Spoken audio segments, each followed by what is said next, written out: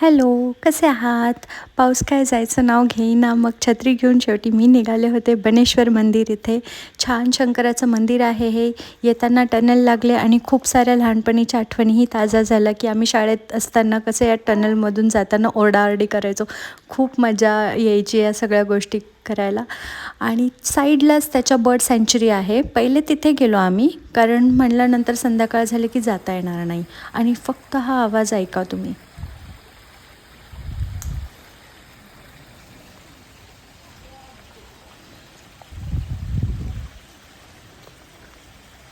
हा नेचरचा आवाज माझा नेहमी फेवरेट असणार आहे आणि मला खूप आवडतं. इतकं शांत वाटतं ना मला असं जंगल गार्डन अशा ठिकाणी. खूप छान आणि माइंड पीसफुल राहतं. खूप छान वाटतं इथे आलं की. म्हणून मी अशाच जागी जास्त फिरण्याचा प्रयत्न करत असते. नंतर मंदिराच्या गाभाऱ्यात आलो. छानपैकी दर्शन झालं आमचं. हे शिवलिंग बनेश्वरमधलं खूप सुंदर शिवलिंग होतं. दर्शनही खूप शांततेत मिळालं आम्हाला. आणि तिथूनच बाहेर आले की यांनी 2 तलाव बांधले आहेत. तिथे हे असे कासव आणि दुसरा तलाव आहे, तिथे मासे सोडले आहेत.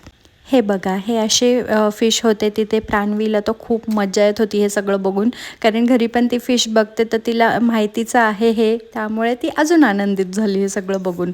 खूप मजा येत होती फिरायला. प्राणवीलासुद्धा मी अशा जागी फिरवते जेणेकरून ती मोठी झाली की नेचरच्या थोडी क्लोज राहील.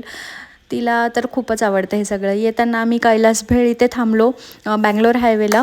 खूप टेस्टी खाल्लं सगळं. प्राणवी मॅडमची मज्जा आहे, कारण तिच्यासाठी आम्ही खेळणी बघत होतो आणि हे जुनी खेळणी खूप मस्त वाटतात मला, कारण मीही घ्यायचे लहान असताना. अशा आमच्या दिवसाची आम्ही शेवट केली. खूप थकलो होतो. भेटूया पुढच्या व्लॉगमध्ये. बाय.